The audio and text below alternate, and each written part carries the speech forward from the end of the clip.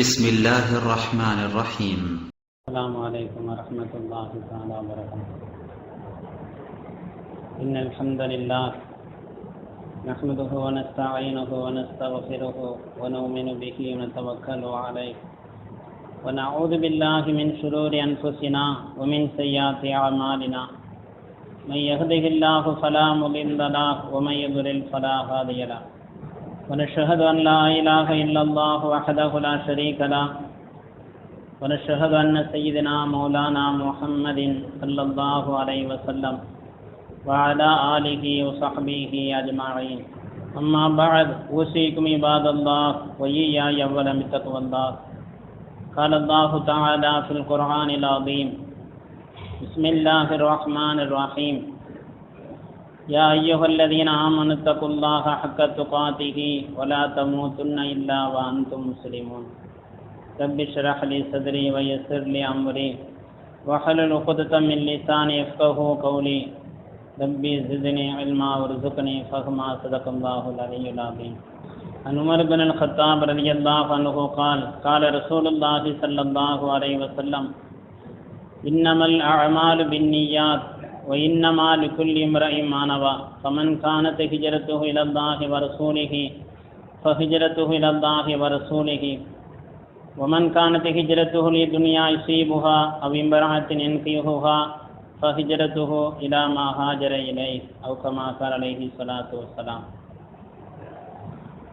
விரிந்த உலகத்தை படைத்து பரிபாலித்து வரக்கூடிய இந்த ஏக வல்லவனை போற்றி, அவனின் சலாமும் சாந்தியும் இருலோக போதகர் எம்பெருமானார் கண்மணி நாயகம் ஸல்லல்லாஹு அலைஹி வஸல்லம் அவர்களின் மீதும், அன்னலாரின் அடிசூர்களை அவ்வாறே பின்பற்றி வாழ்ந்த சத்திய சஹாபாக்கள், தாபிஈன்கள், தபஅ தாபிஈன்கள், ஷுஹதாக்கள், சாலிஹீன்கள், குறிப்பாக இங்கு கூடியிருக்கும் நம் எல்லோரின் மீதும் வல்ல ரஹ்மானின் அன்பும் அருளும் என்றென்று உண்டாகட்டுமாக.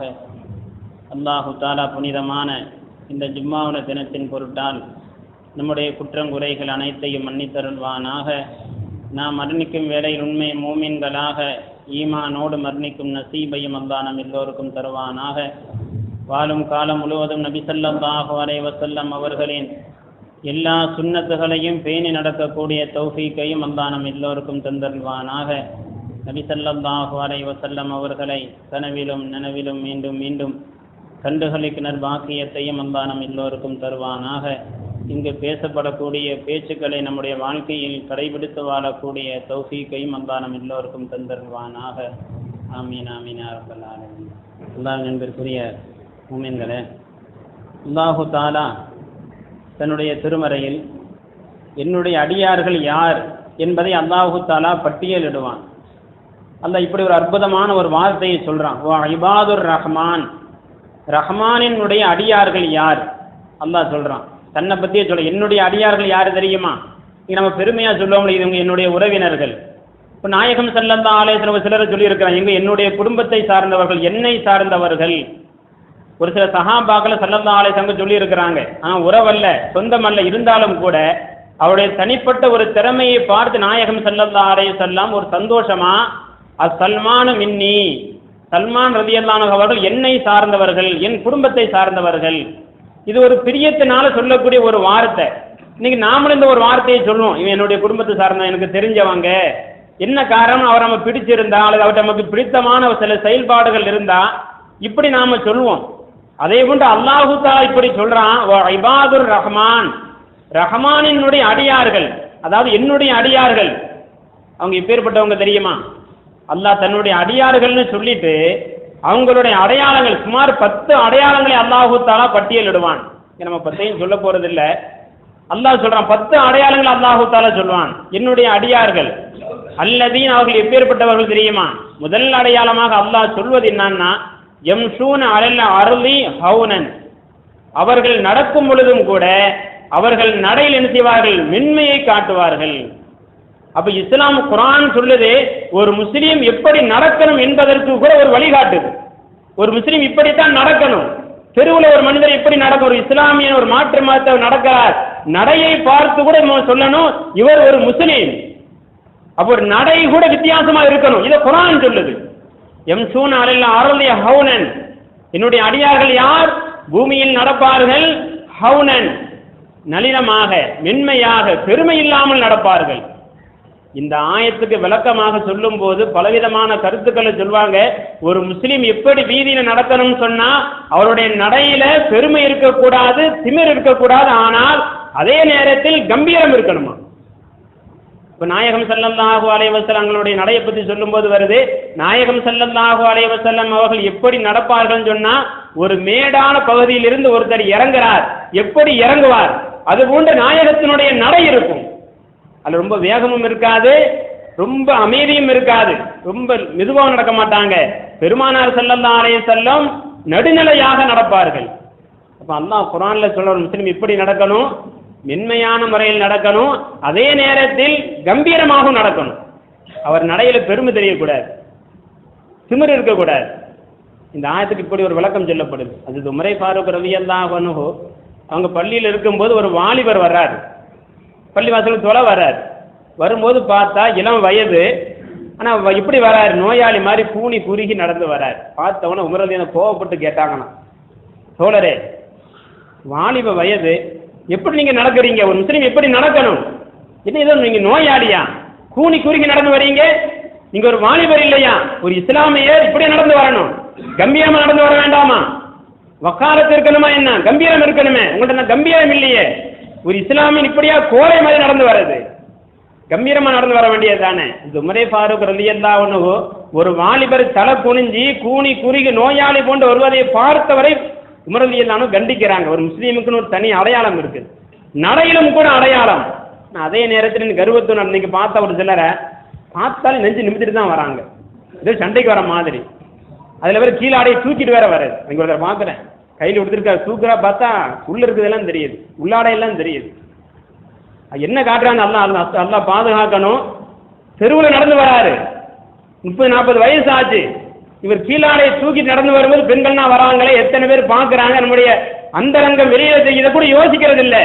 அப்போ இஸ்லாமின் எப்படி நடக்கணும், நடையிலும் கூட ஒரு ஒழுக்கம் இருக்கணும். அதே நேரத்தில் நாயகம் ஸல்லல்லாஹு அலைஹி வஸல்லம் அவங்க நீங்க வேகமா நடக்காதீங்கன்னு சொன்னாங்க. ஸல்லல்லாஹு அலைஹி வஸல்லம் ஒரு முஸ்லீம் வேகமா நடக்கக்கூடாது. என்ன காரணம்னா வேகமாக நடப்பா சுரஅத் அலல் யஹூதி, வேகமாக நடப்பது யூதனுடைய பண்பாடா. யூதர்கள் தான் வேகமா நடப்பாங்களாம், வேகமா ஓடுவாங்களாம், அவங்க நடையே ஓடுவது போன்று இருக்குமா. நீங்கள் நடையிலும் கூட யூதர்களுக்கு நீங்கள் மாற்றம் செய்யுங்கள், மெதுவா நடங்க, பெருமை இல்லாம நடங்க, அதே நேரத்தில் கம்பீரத்தோடு நடங்கள். இப்போ அல்லாஹு தாலா இதுல சொல்லக்கூடிய முதல் அடையாளம் என்னன்னு சொன்னா, ஒரு இஸ்லாமியன் நடையில் கூட வேறுபடணும். இது அல்லாஹ்வுடைய அடியார்களுக்கு உண்டான முதல் தன்மை. அல்லாஹ் அடுத்து சொல்லுவான், அவங்க எப்பேற்பட்டவங்கன்னு சொன்னா, வைதா காத்தபகுமல் ஜாகிருன காலு சலாமா, யார்கிட்டையும் விதண்டாவாதம் பண்ண மாட்டாங்க, வாதம் செய்ய மாட்டாங்க. அப்படி யாராவது மூடர்கள் வாதம் செஞ்சா காலு சலாமா அஸ்ஸலாமு சொல்லிட்டு போயிட்டே இருப்பாங்க, எதிர்த்து பேச மாட்டாங்க. விவாதம் செய்யக்கூடிய தன்மை இருக்காது என்னுடைய அடியார்களுக்கு. அல்ல இரண்டாவதா சொல்றான். மூன்றாவது சொல்லக்கூடிய தன்மை என்னன்னா, வல்லதீன யபீதுல் இரப்பிஹிம் சுஜ்ஜத வ கியாமா, அந்த என்னுடைய அடியார்கள் இரவு நேரங்களில் அதிகமாக என்னை வணங்குவார்கள், ருக்குவிலும் சுஜூதிலும் இருந்து கொண்டிருப்பார்கள், இரவு நேரத்தில் என்னை அதிகமாக வணங்குவார்கள். அல்லாஹ் தஆலா நான்காவதாக, இது மிக முக்கியமான தன்மை. இன்னைக்கு நாம இன்னைக்கு எல்லாரும் இன்ஷா அல்லாஹ் அதை கடைபிடிக்க நியத்து வைக்கணும். இன்னைக்கு ஏன்னா இன்னைக்கு நம்ம அதிகமாக தவறு செய்யக்கூடிய நான்காவது தன்மையில தான். இன்னும் அல்லாஹ் தஆலா நான்காவதாக தன்னுடைய அடியார்களுக்கு உண்டான இந்த தன்மையை பற்றி அல்லாஹ் சொல்லும் போது, வல்லதீன இதா அன்ஃபகு, அவர்கள் செலவு செய்தால் வீண் விரயம் செய்ய மாட்டாங்க. வல்லதீன இதா அன்ஃபகு லம் யுஸ்ரிஃபு வலம் யக்துரு, என்னுடைய நல்லடியார்கள் யார், செலவு செய்வாங்க, ஆனா அந்த செலவிலும் கூட வீண் விரயம் இருக்காது. அதே நேரத்தில் சுருக்கியும் செலவு செய்ய மாட்டார்கள், நடுநிலையாக செலவு செய்வார்கள். இவங்க தான் என்னுடைய அடியார்கள், எனக்கு நெருக்கமானவங்க என்று அல்லாஹு தாலா சொல்றான். அல்லாஹு தாலா இந்த கூட்டத்தில் எல்லோரையும் சேர்த்து வைப்பானாக. அப்ப அல்லாஹு தாலா 10 அடையாளங்கள்ல இந்த 4வது அடையாளமாக அல்லாஹ் சொல்லக்கூடிய மிக முக்கியமான ஒரு சிறப்பம்சம் தன்மை என்னன்னா, அந்த நல்லவர்கள் செலவு செஞ்சா பார்த்து செலவு செய்வாங்க. தாம் தும்மும் மனுஷன் ஆடம்பரமா செலவு செய்ய மாட்டாங்க, நடுநிலையோடு செலவு செய்வார்கள். இது நல்லவர்களுடைய தன்மைன்னு அல்லாஹ் உணர்த்துறான். இன்னைக்கு நம்மளை கொஞ்சம் யோசிச்சு பாருங்க. அல்லாஹ் நமக்கு நிறைய செல்வங்களை கொடுத்துருக்கிறான். அல்ஹம்துலில்லாஹ், அல்லாஹ்வுடைய கிருபை நாளைக்கு முஸ்லீம்கள் செல்வ செழிப்போடு வாழ்றோம். நம்ம அன்னைக்கு முன்னால் உள்ள வாழ்ந்த அந்த சஹாபாக்கள் நம்மளால கஷ்டப்படல. அல்லாஹ் செல்வ செழிப்பை நிறைய கொடுத்துருக்கிறான். இருந்தாலும் கூட இன்னைக்கு நம்மள்கிட்ட பரக்கத்து இல்லை. அதான் ஆச்சரியம். இங்க மட்டும் பறக்கத்து இல்ல. இன்னைக்கு 1.5 லட்சம் சம்பளம் வாங்குறார், ஆனா அவருக்கு மாச கடைசியில 25,000 ரூபாய் கடன் வாங்குறார். மாசம் 1.5 லட்சம் சம்பளம், ஆனா அவர் மாச கடைசியில அந்த காசு மிஞ்சறது இல்ல. இவர் 4 பேருக்கு கடன் கொடுக்கிற காலங்கள் போய் இவர் 4 பேர் இவர் கையேந்திருக்கிறார், தேவையாகிறார். என்ன காரணம்? 1.5 லட்சம் சம்பளம் வாங்குறாரு, 1 லட்சம் சம்பளம் வாங்குறாரு, 50,000 சம்பளம் வாங்குறார், சேமிக்க முடியல. என்ன காரணம்? நம்முடைய அந்த வருமானத்தில் பறக்கத்து இல்லை. இன்னைக்கு நம்ம ஏதோ தப்பு செய்யறோம்னு அர்த்தம். நம்முடைய செலவுல கொஞ்சம் வீண் வீரமா செலவு செய்யறோம். அப்ப அல்லாஹ் சொல்றான், அந்த நல்லோர்கள் நாம கொடுக்கிற அந்த வருமானத்திலிருந்து அந்த பறக்கத்திலிருந்து என்ன செய்வாங்க, அந்த செலவுல இருந்து அந்த வருமானத்திலிருந்து செலவுகள் சுருக்கமாக செலவு செய்வார்கள், ஆடம்பரமா செலவு செய்ய மாட்டாங்க. அப்ப இதுவும் நல்லோர்களுடைய பண்பாடும் தெரியுது. நம்ம எவ்வளவு ரொம்ப ஆடம்பரமா செலவு செய்யறாங்க, சின்ன சின்ன விஷயத்துக்கு இவ்வளவு செலவு செய்யறோம். சின்ன விஷயம்தான். ஒரு நேரத்துல கல்யாணத்துக்கு செலவு செய்த காலங்கள் போய் இன்னைக்கு என்னன்னா நிச்சயத்துக்கும் லட்சக்கணக்கில் செலவு செய்யப்படுது. ஒரு நிச்சயம் தான். இந்த பெண்ணை முடிவு செய்யப்படுது, இந்த ஆணுக்கு முடிவு செய்யப்படுது. ஒரு 2 பேர் பேசக்கூடிய ஒரு வார்த்தை, பெண்ணுடைய அத்தாவும் மாப்பிளுடைய அத்தாவும் பேசக்கூடிய ஒரு வார்த்தை தான். இதுக்கு என்ன, இதுக்கு ஒரு மண்டபம் ஏற்பாடு செய்யுது, இதற்கு ஒரு விருந்தை ஏற்பாடு செய்யுது, அதுக்கு பந்தல் போட்டு அங்க எத்தனை லட்சம் செலவு செய்யப்படுது. ஒரு நிச்சயத்துக்கு எத்தனை செலவு, எத்தனை லட்சம் செலவிடப்படுது. அப்ப இது ஆடம்பரம் தானே, இது வீண் விரயம் தானே. அப்ப அல்லாஹ் சொல்றான், நல்லோர்கள் வீண் விரயமாக செலவு செய்ய மாட்டார்கள். நல்ல விஷயங்கள்ல பார்த்து செலவு செய்வாங்க, நடுநிலையாக செலவு செய்வார்கள். இது நல்லோர்களுடைய பண்பாடு. அல்லாஹு தஆலா இன்னொரு இடத்துல அல்லாஹ் சொல்லும் போது அல்லாஹ் இப்படி சொல்லுவான். சூரத்து பனி இஸ்ராயில்ல அல்லாஹு அந்த பனி இஸ்ராயில்ங்கிற சூறால் அல்லாஹு தஆலா சொல்லும் போது இப்படி ஒரு வார்த்தையை பயன்படுத்தினான். முஸ்லீம்களே, வலா தஜால் எதக்க மகலூலத்தன் இல்லா உன்கைக், நீங்க என்ன செய்யாதீங்க, உங்களுடைய கைகளை உங்களுடைய கழுத்துகளை நீங்க தொங்க விட்டுக்கிறாதீங்க, கழுத்தை நீங்க கெட்டிக்கிறாதீங்க. அப்படின்னு என்ன அர்த்தம்? நீங்க உங்களுடைய பணத்துல நீங்க ரொம்ப கஞ்சத்தனம் செய்யாதீங்க, சுருக்கி வைக்காதீங்க, செலவு செய்யாம உங்களுக்கு மட்டும் நீங்க சுருக்கி கொள்ளாதீங்க. அதே போன்று வலா தஜால் எதக்க மகலூலத்தை இல்லா உன்கைக் வலா தபுசுத், நீங்க என்ன செய்ய, வலா தபுசுத்துஹா, நீங்க என்ன செய்ய, ஒரு அடியா நீங்க செலவு செஞ்சிடாதீங்க. அல்லாஹ் சொல்லுவான், நீங்க ஒரு அடியா நீங்க செலவு செஞ்சிடாதீங்க, அல்லது கஞ்சத்தனம் நீங்க செய்யாதீங்க. ஒரு அடியா தாமதம் செலவு பண்ணி அப்படிங்க செலவு செய்தீங்கன்னு வைங்க, இந்த நிலைமைக்கு நீங்க ஆளாயிருவீங்க. அல்லாஹ் அதை எச்சரிக்கையும் செய்யறான். நீங்க ரொம்ப ஆடம்பரமா நீங்க செலவு செய்தீங்கன்னா, சின்ன சின்ன செலவுகளுக்கு நீங்க கூடுதலா செலவு செய்தீங்கன்னு வைங்க, நிலைமை என்ன ஆகும் தெரியுமா? மலூமம் மஹசூரா, நீங்கள் கை செய்த பொருளை நீங்கள் ஆகிவிடுவீர்கள். அல்லாஹ் கண்டிக்கவும் செய்யறான். நீங்க ரொம்ப ஆடம்பரமா செலவு செய்தீங்கன்னா அதனுடைய முடிவு எப்படி இருக்கும்? மலூமம் மஹசூரா, நீங்க கை செய்தப்படுவீங்க, பிறர் உங்களை பார்த்து பழிக்கக்கூடிய நிலைக்கு நீங்க ஆளாயிருவீங்க. அந்த ஒரு நிலைமைக்கு அல்லாஹ் உலகத்திலேயே சோதனை கொடுத்துருவான். ஏன்? அல்லாஹ் கொடுத்த காசு, அல்லாஹ் கொடுத்த செல்வம், அதை நீங்க ஆடம்பரமா நீங்க செலவு செய்துட்டீங்கன்னா அல்லாஹ் உலகத்திலே உங்களை கேவலப்படுத்திடுவான். இந்த ஆயத்து யாருக்கு இறங்குச்சுன்னா, நாயகம் ஸல்லல்லாஹு அலைஹி வஸல்லம் அவங்களுக்கு அல்லாஹ் இந்த ஆயத்தை இறக்கி வைத்தானா. இந்த ஆயத்து இறங்கிய காரணத்தை சஹாபாக்கள் சொல்லுவாங்க. எல்லா தஃசீர்களிலேயுமே இந்த ஆயத்து இறங்கிய காரணம் சொல்லப்படுது. அப்ப அல்லாஹ் இந்த ஆயத்தை நீங்க என்ன செய்யாதீங்க, ரொம்ப அதாவது கூடுதலா நீங்க செலவு செய்யாதீங்க அல்லாஹ் சொல்றான்ல. எப்ப இந்த ஆயத்தை இறக்கி வைத்தானா அதற்கு காரணம் சொல்லப்படுது. அதற்கு ஜாபிர் ரலியல்லாஹு அன்ஹு இந்த ஹதீஸ் அறிவிக்கிறாங்க. ஜா குலாமுன், ஒரு சிறுவர் வந்தார், ஸல்லல்லாஹு அலைஹி வஸல்லம் கிட்ட வரார். யார ரசூலல்லாஹ், எங்க அம்மா அனுப்பி வச்சாங்க, உங்கள்ட்ட ஏதாவது கேட்டு வர சொன்னாங்க. இந்த சிறுவர் கேட்கிறார், என்ன ஸல்லல்லாஹு அலைஹி வஸல்லம் சொன்னாங்களாம், யா குலாம், சிறுவரே, மா இந்த நாள் யௌம ஷையன், எங்கிட்ட ஒண்ணுமே இல்லைன்னு சொன்னாங்க ஸல்லல்லாஹு அலைஹி வஸல்லம். யாருக்கும் இல்லைன்னு சொல்லாத ஸல்லல்லாஹு அலைஹி வஸல்லம் அவங்க அன்னைக்கு சொன்னாங்களாம், மா இந்த நாள் யௌம ஷையன், இன்னைக்கு எங்கிட்ட ஒண்ணுமே இல்லப்பா, அம்மாட்ட போய் சொல்லுன்னு சொல்லி விட்டாங்களாம். இந்த சிறுவர் போறார் வீட்டுக்கு. போனவங்க மீண்டும் வந்து சொன்னாங்க, யார ரசூலல்லாஹ், இப்போ என்னுடைய அம்மா சொல்லிவிட்டாங்க, ரசூலுல்லாஹ்வுடைய ஆடையாவது வாங்கிட்டு வாங்கன்னு சொல்லிவிட்டாங்க, ஏன்னா வீட்டுல ஆடை கூட இல்லை. ரசூலுல்லாஹ்வுடைய ஆடையாவது வாங்கிட்டு வர சொன்னாங்க. யார ரசூலல்லாஹ், உங்களுடைய ஆடையை நீங்க கொடுங்கன்னு சொன்னாங்க. ஸல்லல்லாஹு அலைஹி வஸல்லம் தன்னுடைய ஆடையை களைஞ்சு கொடுத்துட்டாங்க. இருந்தது ஒரே ஒரு ஆடை தான், ஒரு சின்ன ஒரு போரி மாதிரி போத்தி வீட்டில் உட்காந்துக்கிட்டாங்க. ஆடை இல்லை, இருந்த ஒரு ஆடையும் கலட்டி கொடுத்துட்டாங்க. தொழுகை நேரம் வருது, பாங்கு சொல்லப்படுது. ஸல்லல்லாஹு அலைஹி வஸல்லம் தொழுகைக்கு கூட போக முடியல, ஏன் இமாமத்து செய்யணுமே, போக முடியல, தொழுகை தாமதமாகுது. அல்லாஹ் ஆயத்தை இறக்கி வச்சுட்டா, நபியே நீங்க இந்த அளவுக்கு நீங்க இப்ப இந்த அளவுக்கு ரொம்ப கொடுத்துடாதீங்க. அல்லாஹ் ஆயத்தை இறக்கி வச்சுட்டான். ஒலா தப்பு சுத்துவ, நீங்க என்ன செய்ய, ஒரு அடி நீங்க இப்படி நீங்க கொடுக்காதீங்க, ஆடையை கூட நீங்க கலைஞ்சு கொடுக்கிற அளவுக்கு நீங்க இப்படி கொடுக்க வேண்டாம். பத்தி உங்களால கூட வெளியில போக முடியல பாத்தீங்களா, தொலைக்கூட போக முடியல. இந்த அளவுக்கு நீங்க வாரி கொடுக்கிறது, அளவா கொடுக்க வேண்டியதுதான். நீங்க ஒரடியா இப்படி நீங்க கொடுத்துறீங்களே, கொஞ்சம் சுருக்கி கொடுக்க வேண்டியதுதானே. இப்படியே ஒரடியா தர்மம் செய்யறது யார சொல்லலாம். அப்ப அல்லாஹ் இப்படி இறக்கப்பட்டு ஆயத்தறிக்க வைத்தானா, இங்க இப்படியா நீங்க கொடுக்கிறது? அப்ப அல்லாஹு தஆலா இந்த ஆயத்துல நாயகம் ஸல்லல்லாஹு அலைஹி வஸல்லம் அவர்களுக்கு இங்க கொடுப்பது கூட நீங்க ஒரடியா நீங்க கொடுத்துடாதீங்க. இதுக்கு நல்ல விஷயத்துக்கு கூட உங்களுக்கு இல்லாமல் நீங்கள் கொடுத்து விடாதீர்கள். அல்லாஹ் நாயகத்தை பார்த்து இப்படி சொல்றான்னா, இங்க நாயகம் ஸல்லல்லாஹு அலைஹி வஸல்லம் தன்மை என்னன்னு யாரும் கேட்டு இல்லைன்னு சொல்ல மாட்டாங்க. இல்லைன்னு சொல்ல நாயகம் ஸல்லல்லாஹு அலைஹி வஸல்லம் அப்படியே பழகிட்டாங்க. நாயகம் இப்போ இல்லைன்னு சொல்ல முடியல. இருந்த ஒரு ஆடையும் கழட்டி தான் கொடுத்தாங்க, ஒண்ணுமே இல்லதான். நல்லா சொல்றான், நீங்க அப்படி அந்த அளவுக்கு நீங்க கொடுக்க வேண்டாம். அப்போ நல்ல விஷயத்துக்கு அல்லாஹு தஆலா நீங்க இப்படி நீங்க செலவு செய்யாதீங்கன்னு சொல்லும் போது, தான தர்மத்துக்கு கூட நீங்க முழுமையா நீங்க கொடுத்துடாதீங்க என்று சொல்லும் போது, இன்னைக்கு நாம என்னங்க செய்யறோம்? தப்பான காரியத்துக்கு, ஒரு சின்ன ஒரு சுன்னத்தான விஷயத்துக்கு எத்தனை லட்சம் செலவு செய்யறோம். இங்க நம்மளை எல்லாம் அல்லாஹ் கண்டிக்கணும்னு சொன்னா எப்படி கண்டிப்பான் யோசிச்சு பாருங்க. எங்க நீங்க இஸ்ராஃப்னு சொன்னா என்னன்னா, நீங்க நம்ம என்ன நினைக்கிறோம், வீண் விரயம் சொன்னா இதை நம்ம கற்பனை பண்ணிக்கிறோம். வீண் விரயம்னா என்ன? வீண் விரயம் தெரியுமா? எது கூட வீண் விரயம் தெரியுமா? ஸல்லல்லாஹு அலைஹி வஸல்லம் சொல்லுவாங்க, வீண் விரயம்னா என்ன? அதெல்லாம் ரொம்ப ரொம்ப நம்ம செலவு பண்ணா தான் வீண் விரயம் நம்ம நினைப்போம். வீண் விரயம்னா என்னன்னு சொன்னா, அது ஆயிஷா நாயகி ரலியல்லாஹு அன்ஹா அவங்க சொல்றாங்க, நான் ஒரு தடவை நாயகம் ஸல்லல்லாஹு அலைஹி வஸல்லம் அவங்க வீட்டில் இருக்கும்போது எங்களுக்கு சாப்பாடு பல நாட்கள் சாப்பாடு இருக்காது. இந்த அளவுக்குன்னு சொன்னா ஆயிஷா நாயகி அவங்க சொல்றாங்க, ஒரு தடவை ஸல்லல்லாஹு அலைஹி வஸல்லம் அவங்க பசி தாங்க முடியல.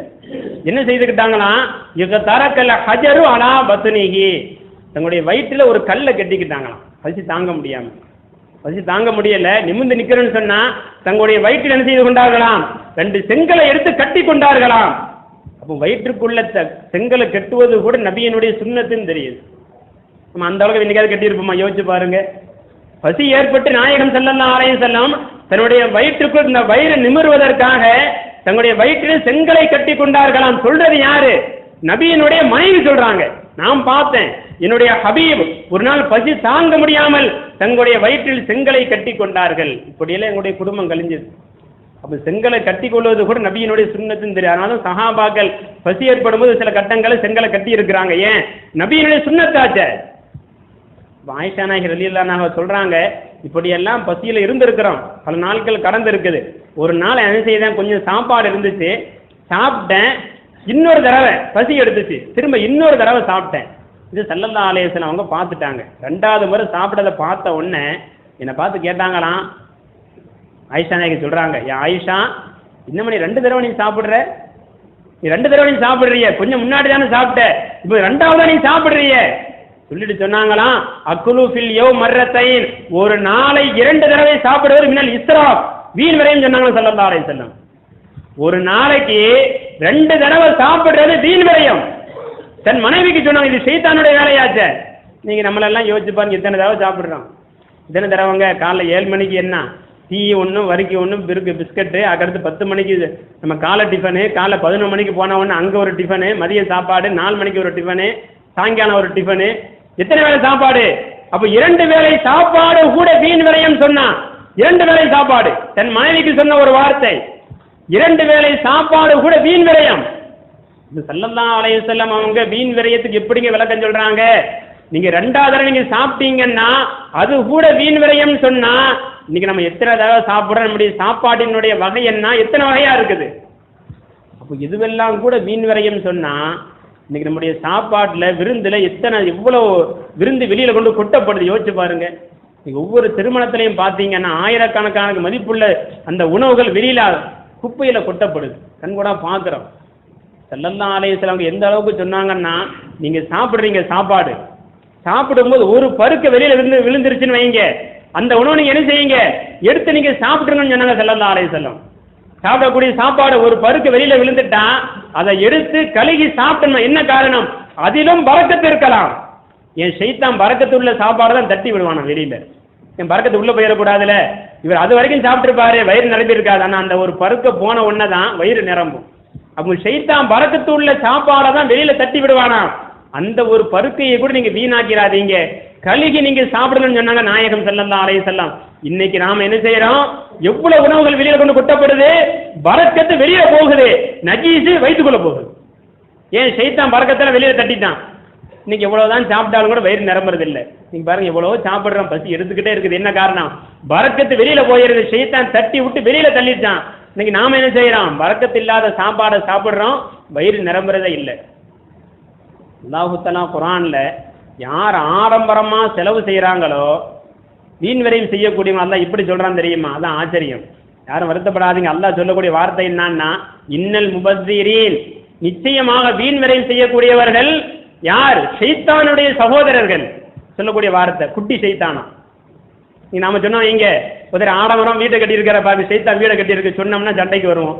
அல்லாஹ் சொல்றான், இன்னல் முபஸ்ஸிரீன கான் இஹ்வான ஷயாத்தீன், யார் நிச்சயமாக வீண் விரயம் செய்தவர்கள், யார்? ஷைத்தானுடைய சகோதரர்கள். இந்த குர்ஆனுடைய வசனம் அல்லாஹ் சூரத்து பனி இஸ்ராயீல் 17வது அத்தியாயத்துல 25வது வசனமா வருது. எடுத்து பாருங்க, தர்ஜுமா எடுத்து. அல்லாஹ் சொல்றான், யான் வீண் விரயம் செய்தார்களோ, சாப்பாட்டுல வீண் விரயம் செய்யறாங்களா, ஆடையில வீண் விரயம் செய்யறாங்களா, தன்னுடைய குடிபானத்தில் வீண் விரயம் செய்யறாங்களா, இவங்க யார்? ஷைத்தானுடைய சகோதரர்கள். 2 பேருக்காக வீடு, ஆனா இவங்க கட்டி இருக்கிறது 100 பேருக்கான வீடு கட்டி இருக்காங்க. இது வீண் விரயம், ஷைத்தானுடைய வீடு தான். பெரிய வீட்டை கட்டி 2 பேர் பார்த்தா ஷைத்தான் எல்லாம் குடி இருக்குது. அதுக்கப்புறம் அசத்து என்ன, வீட்டுக்குள்ள போனா முசீபத்தா இருக்குது. அசத்து வீட்டுல பறக்கத்தே இல்லை. எப்படி வரும்? எப்படிங்க வரும்? ஒரு சில வருஷங்களுக்கு முன்னாடி, ஒரு சில விஷயங்கள் மறக்க முடியாது. முன்னாள் இமாமா இருந்த அந்த ஊர்ல ஒருத்தர் ராணுவத்தில் வேலை பார்த்தார். அவர் 30 வயசு, திடகாத்திரமானவர். திரும்ப ஊருக்கு வந்திருக்கிறார். நுகரத்துல வந்தாரு. வந்து என்ன சொன்னாரு, அசத்து வீட்டுக்கு வாங்க அசத்து, என்னால வீட்டுக்குள்ள போக முடியலன்னு சொன்னார். இப்படி சோதனை பாருங்க, நான் கட்டின வீடு தானா, வீட்டுக்குள்ள போக முடியல, என்னை யாரை தடுத்து நிறுத்துற மாதிரி தெரியுது. நான் இப்படியுமா நடக்கும், ஏதோ கற்பனை பண்ற பொழுது வாங்கன்னு கூட போனா உண்மையில சொன்ன மாதிரியே பம்மிக்கிட்டு வந்தார். அது வரைக்கும் அவர் வீட்டு வாசலுக்கு வந்த உடனே நான் வாங்க கையை பிடிச்சிருக்கிறேன். என்ன அப்படி அவர் ஸ்ட்ராங்கா நிக்கிறார், என்ன கையை பிடிச்சிருக்கிறார், உள்ள அவரால் வர முடியல. ஆள் ஒரு மாதிரி ஆயிட்டாரு. அமைதியா இருந்தவர் வீட்டு வாசல கால் மிதிச்ச உடனே ஏதோ ஷைத்தான் இருக்கிற மாதிரி ஆயிட்டார். நம்ம அது நம்மளால திருத்த முடியாது, அவ்வளவுதான். நம்ம ஒரு மாதிரி ஆயிரும். இவரை பிடிச்சி இழுத்தோம்னா நமக்கு ஒரு மாதிரி ஆயிரும். சரி சமாளிச்சு சும்மா தண்ணியை மட்டும் ஓதி கொடுத்துட்டு வந்துட்டேன். அப்படிதான் நினைச்சு இவர் என்ன செஞ்சாரோ தெரியல. என்ன ஷைத்தான் வீட்டுல இவர் குடியினாலும் ஷைத்தான் தானே குடி இருக்கும். பெருசா வீடை கட்டினாரு, வெளியிலே இருந்தாரு, ஷைத்தான் உள்ள வந்துருச்சு போல இருக்குது. இவர் உள்ள விட மாட்டாங்க. இவர் கட்டின வீடு லட்சக்கணக்கில் கட்டி இருக்கிறார், ஆனா வீட்டுக்குள்ள போக முடியல. அல்ல இப்படியெல்லாம் சோதிக்கிறான் பாருங்க. அதே மாதிரி தான் வீட்டுல பெரிய பங்களா மாதிரி கட்டி வச்சிருக்கிறான். திடீர்னு அசத்து மேலையெல்லாம் ஏதோ சவுண்டு மாதிரி கேட்குது, அசத்து உருட்டுற மாதிரி தெரியுது. ஏன் உருட்டாது? கப்பலை மாதிரி கட்டி வச்சா உருட்ட தானே செய்யும். ஆள் இருக்கணும்ல, ஆள் இருக்கிற இடத்துல யாருமே இல்லாம சும்மா போட்டு வச்சா ஷைத்தான் தான் வந்து உருட்டும். ஸல்லல்லாஹு அலைஹி வஸல்லம் சொல்றாங்க, எந்த வீடுகள்ல சூரத்தில் பக்கரா ஓதப்படலையோ, ஓதப்பட்ட ஷைத்தான் ஓடிடுவான். சூரத்தில் பக்கரா ஓதப்படாத வீடுகள் ஷைத்தான் குடியிருக்க வீடுன்னு தெரியுது. இந்த ஹதீஸை கொஞ்சம் யோசிச்சு பாருங்க.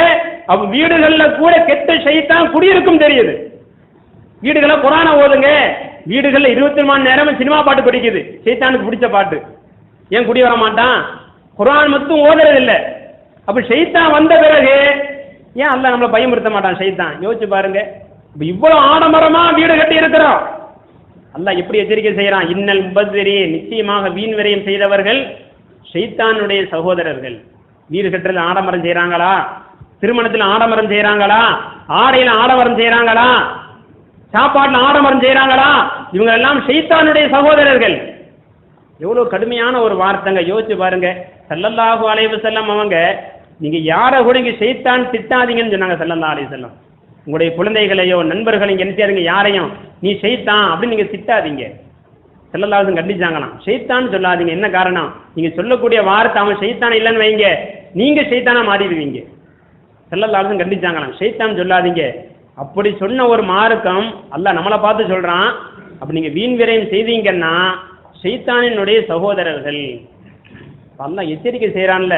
இன்னைக்கு நம்மள்ட்ட எவ்வளவு ஆடம்பரமா சின்ன சின்ன விஷயத்துக்கெல்லாம் வால் போஸ்ட் அடிச்சு இவ்வளவு காசு வீண் விரயம் செய்யப்படுது.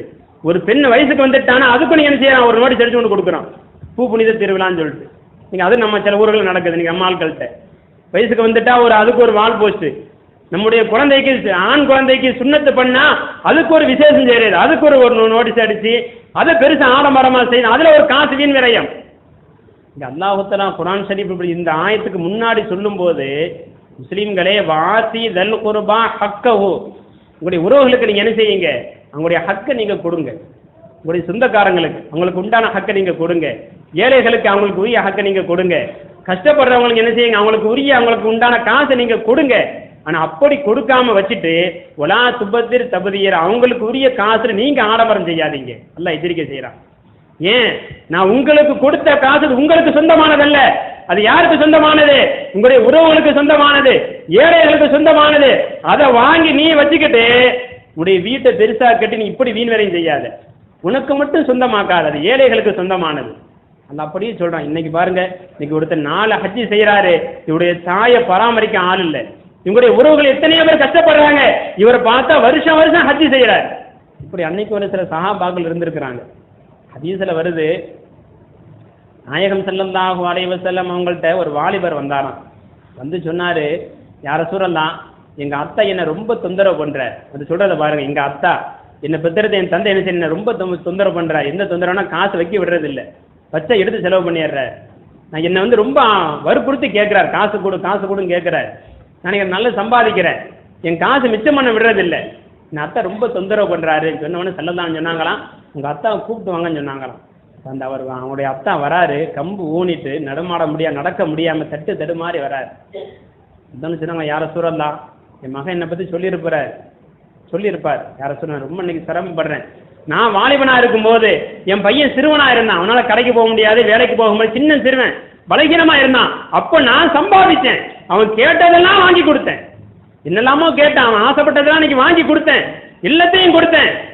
இன்னைக்கு நான் பலகீனமா போயிட்டேன், நான் நடக்க கூட முடியல, சம்பாதிக்க முடியல. இன்னைக்கு என் பையன் வாலிபனா இருக்கான், நல்லா சம்பாதிக்கிறான், எனக்கு உரிய கடமையை கூட செய்யறதில்லைன்னு சொன்னாங்களாம் அந்த அத்தா. இதை கேட்டவன ஸல்லல்லாஹு அழுதுட்டாங்களாம். இப்படியுமா தோழர்கள் இருப்பாங்க? தான் அத்தா கஷ்டப்பட்டு மகனை வளர்த்திருக்கிறாரு, வீட்டை கட்டி கொடுத்திருக்கு, எல்லாம் செஞ்சிருக்கிறானா, இன்னைக்கு அத்தாக்கு காசு பணம் கொடுக்க மகன் அழுகிறான, யோசிக்கிறானே. ஸல்லல்லாஹு அழுதுட்டு சொன்னாங்களாம், தோழரே, இந்த வார்த்தையை கேட்டு எதெல்லாம் அழுதுச்சு தெரியுமா? மாமின் ஹஜரின் வலா மத்தரின், இந்த பூமி இருக்கக்கூடிய மரம் செடி கொடி எல்லாமே அழுதுருச்சு. என்ன காரணம்? உங்க அத்தாவுடைய வார்த்தையை கேட்டு எல்லாமே அழுதுச்சு. சொல்லிட்டு சொன்னாங்கன்னா ஸல்லல்லாஹு அலைஹி வஸல்லம், வாலிபரே, இன்னக ஓ மாலுக்க அபூக்க, நீங்களும் உங்க பொருளும் உங்க அத்தாவுக்கு உரியதுதான், உங்க அத்தாவுக்கு தான் சொந்தம். உங்க அத்தா நினைச்சவங்களை எப்படி வேணுமாலும் பயன்படுத்தலாம். உங்க பொருள் உங்க அத்தாவுடைய சொந்தமானது, உங்க அத்தா உங்கள்ட்ட கேட்காம எடுக்கலாம், அது உங்களுக்கு சொந்தமானதல்ல. நீங்க சம்பாதிச்சிருந்தாலும் கூட அந்த பொருள் உங்களுடைய அத்தாவுக்கு சொந்தமானது. ஸல்லல்லாஹு அலைஹி வஸல்லம் சொன்னாங்களாம். இன்னைக்கு அதானங்க நடக்குது. நல்ல சம்பாதிக்க லட்சம் சம்பளம் வாங்குறாரு, இவர் 10 தடவை உம்ரா போறாரு, ஹஜ்ஜு போறாரு, பார்த்தா இவருடைய அத்தாவை பார்க்க நாதி இல்லை, அம்மாவுக்கு செய்ய வேண்டிய கடமை செய்யறது இல்லை, இவருடைய அக்காவுக்கு செய்ய வேண்டிய கடமை செய்யறது இல்லை, இவருடைய சின்னத்தாவுக்கு செய்ய வேண்டிய கடமை செய்யறது இல்லை, எல்லாம் திட்டுறாங்க. ஆனா இவரை மட்டும் பார்த்தா மாடியில உட்கார்ந்து இருக்கிறார், கார்ல போறாரு, அத்தாவுக்கு செய்ய வேண்டிய கடமை செய்யறது இல்லை. இப்போ நம்ம என்னெல்லாமோ செலவு செய்யறோம். ஆடம்பரமுடைய வீடுகள் எவ்வளவு பெரிய டிவியா இருக்குது, வாகனம் 5 லட்சம் வாகனம் இருக்குது. ஆனா நம்ம ஒரு 1000 ரூபாய் நம்முடைய சின்னத்தாவுக்கு கொடுப்பதற்கு யோசிப்போம், நம்முடைய தங்கச்சிக்கு ஒரு 1000 ரூபாய் கொடுப்பதற்கு யோசிப்போம். எவ்வளவு ஆடம்பரமா செலவு செய்யறோம்ல. இப்ப அல்லாஹ் எச்சரிக்கை செய்ய, அந்த பணம் உங்களுக்கு உரியதல்ல. வாத்து ஹக்க வாத்தி தல் குர்பா ஹக்க, அது யாருக்குரிய பணம்? அது அந்த ஏழைகளுக்கு உரிய பணம். அந்த பணத்தில் நீங்க ஆடம்பரமா இருக்காதீங்க. அப்படி இருந்தீங்கன்னா என்ன ஆகும்? தக்கோத மலும மஹ்சூரா, அல்லாஹ் இப்படி முடிக்கிறான். நீங்க அப்படி ஆடம்பரமா செலவு செய்யதான் நீங்க உலகத்திலேயே சோதிக்கப்படுவீர்கள், அல்லாஹ் உங்களை கேவலப்படுத்துவான், கை செய்த பல வைப்பான், அல்லாஹ் எச்சரிக்கையும் செய்யறான். நீங்க யஹ்யா உலூமுத்தீன்ங்கிற கிதாப்ல இப்படி எழுதுவாங்க. இன்னைக்கு நாம நினைக்கிறோம் ஏதோ செல்வம் சம்பாதிக்கிறான், காசு பணம் இருக்குது. ஆனா அந்த காசு பணத்துடைய இயல்பு என்னன்னா, ஒரு ஆள்கிட்ட பணம் 40 வருஷம் தான் இருக்குமா. 40 சனா கஸாலி இமாம் எழுதுவாங்க. ஒரு ஆளுக்கு சொத்து எத்தனை வருஷம் இருக்கும்? அவர் என்னதான் செலவு செய்தால் 40 வருஷம் தான் இருக்கும். அதற்கு என்ன ஆயிடுவார்? இவர் ஏழை ஆயிடுவார். இன்னைக்கு பல பேர் பாக்குறோம்ல, இன்னைக்கு எஜமானர் இவர் பல பேர் வேலையா வச்சிருப்பார். ஆனா நாளைக்கு பார்த்த இவருடைய பையன் இவற்றை யார் வேலை பார்த்தார், இவற்றை அவர் வேலை பார்ப்பார். அது நடக்கும் கண்டிப்பா. அப்போ ஒரு குடும்பத்தில் 40 வருஷம் தான் சொத்தும் இருக்குமா, இயல்பா. 40 வருஷம் கடந்துட்டா அந்த சொத்து யாருக்கு போய்விடும்?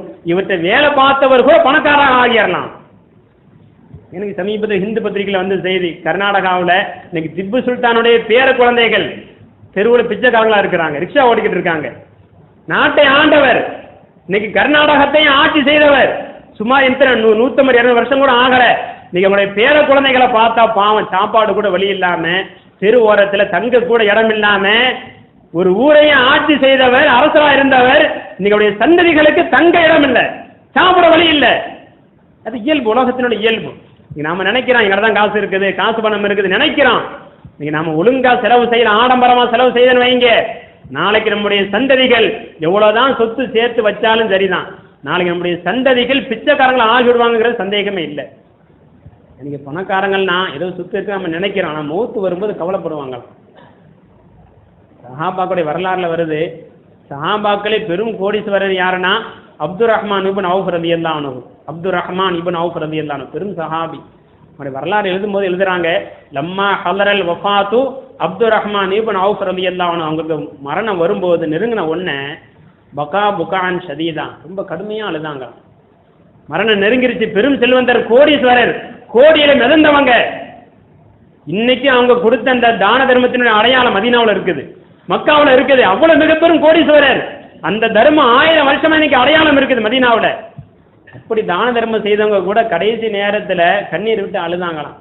அவங்க குழந்தைங்கள்லாம் கேட்டாங்களாம், சுகில அன்புக்கா ஈஹி, ஏங்க நீங்க அழுகிறீங்க, என்னத்தான், என்ன காரணம்? ஏன்னா அவங்க சோனத்தில் சோபனம் சொல்லப்பட்ட சஹாபி, அஷரத்தின் முபஷரான்னு சொல்லுவாங்க. 10 சஹாபாக்களுக்கு உலகத்திலே இங்க சொர்க்கவாசின்னு சொல்லப்பட்டுச்சு. அந்த சஹாபாக்கள் ஒருத்தவங்க பெரும் கோடீஸ்வரர்.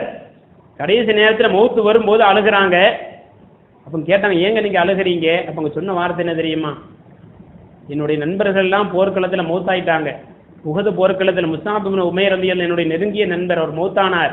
அவர் மௌத்தான அவனை அடக்கம் பண்ணும் போது மாலம் நஜிது லஹு கஃபனன், அவர் அடக்கம் பண்றதுக்கு துணி கூட இல்லை, கஃபன் செய்யறதுக்கு துணி கூட இல்லை, போர்த்த துணி இல்லாம ஏழையாக மௌத்தானார். அவர் பாக்கியசாலியா போயிடார், என்னை விட அவர் பாக்கியசாலி சொன்னாங்களாம். இன்னும் முஸ்அப் இப்னு உமைர் ஹைரு மின்னி, என்னை விட சிறந்தவர். என்ன காரணம்? அவர் ஏழையாக மௌத்தானார், அவர் அடக்கம் போர்த்த கூட துணி இல்லாம மௌத்தானார்.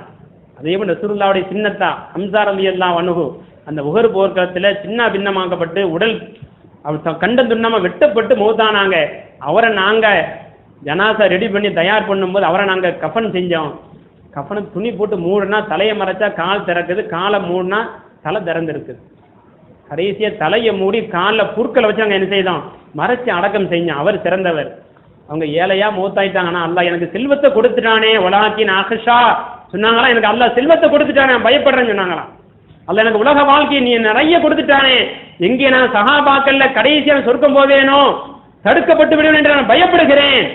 எனக்கு அல்லாஹ் உலகத்தில் எல்லாத்தையும் கொடுத்துட்டானே என்று நான் பயப்படுறேன்னு சொன்னாங்களாம். யாரு? சொர்க்கத்தின் சோபனம் சொல்லப்பட்ட சஹாபி, செல்வத்தை வாரி கொடுத்த சஹாபி. இன்னைக்கும் அவருடைய அடையாளம் மதீனாவுல இருக்குது, மக்காவுல இருக்குது. அந்த தான தர்மம் கொடுத்த அந்த சஹாபியே கடைசி நேரத்துல ஏன் செல்வத்தை சேர்த்தோம்னு யோசிச்சாங்கன்னா, இன்னைக்கு நாமெல்லாம் ஏமாத்திர யோசிச்சு பாருங்க. நமக்கு சேமிப்பு என்னங்க? நம்முடைய தான தர்மம் என்ன? வீட்டில் வச்சிருக்க கூட பெரிய டிவி தான், 50,000 டிவி இருக்கு. அன்னைக்கு ஒரு வீட்டுக்கு போற, மேல ஒரு டிவி, கீழே ஒரு டிவி, சமையல் கட்டில் ஒரு டிவி. பொண்டாட்டி மேல பிரியும், ஏன்னா நாடகத்தை மிஸ் பண்ணிடக்கூடாது. இப்போ சமையல் பண்ணும் பொழுதும் கூட சமையல் கட்டில் ஒரு டிவி.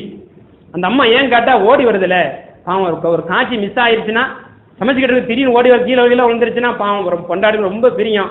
நல்ல வேலை மூத்தானவன கபூர்ல ஒரு டிவியை கனெக்ட் பண்ணிட வேண்டியதானே, நல்லா இருக்கும். கேபிள் கனெக்ஷன் கொடுத்துட்டோம்னா பாவம் வருஷ கணக்கில் அந்த அம்மா கபூர்ல தூங்க போகுதுல, நாடகத்தை பார்த்தாவது தூங்கட்டுமே. நீங்க அவ்வளவு பிரியமா மனைவி மேல. சமையல் கட்டில் ஒரு டிவி விட்டா பாத்ரூமுக்கும் டிவி போயிடும் போல இருக்குது, கக்கூசுக்கும். ஏன்னா 10 நிமிஷம் அங்கேயும் டைம் போகணும்ல, போனாலும் போயிடும். இவ்வளவு பிரிய வைக்கிறீங்க. இப்போ இந்த செலவு தான் நம்முடைய செலவெல்லாம், வாகன செலவு, டிவி செலவு. நான் தான தர்மம் கொடுக்கல, இப்போ இவ்வளவு வீண் வரையும் செய்தன்னு வைங்க, நம்முடைய சந்ததிகள் பாதிக்கப்படுவாங்க. ஆக நம்முடைய செலவுகளை இன்ஷா முடிஞ்ச வரைக்கும் குறைய பாருங்க. திருமணமா குறைஞ்ச செலவுல ஸல்லல்லாஹு அலைஹி வஸல்லம் நீங்க லேசான செலவு செய்ய, அதுல பரக்கத்து இருக்குது. நிச்சயமா சுமூகமான முறையில் முடிங்க, ஆடம்பரங்களை குறைங்க. அல்லாஹ் நம்முடைய சந்ததிகளை செல்வ செழிப்போடு வாழ வைப்பான். அல்லாஹு தாலா நம்ம ஈமானோடு வாழ வைக்கக்கூடிய தௌஃபீக் அல்லாஹ் நம்ம எல்லோருக்கும் தந்தருவானாக. வாஹிர் அல்ஹம்துலில்லாஹி ரப்பில் ஆலமீன்.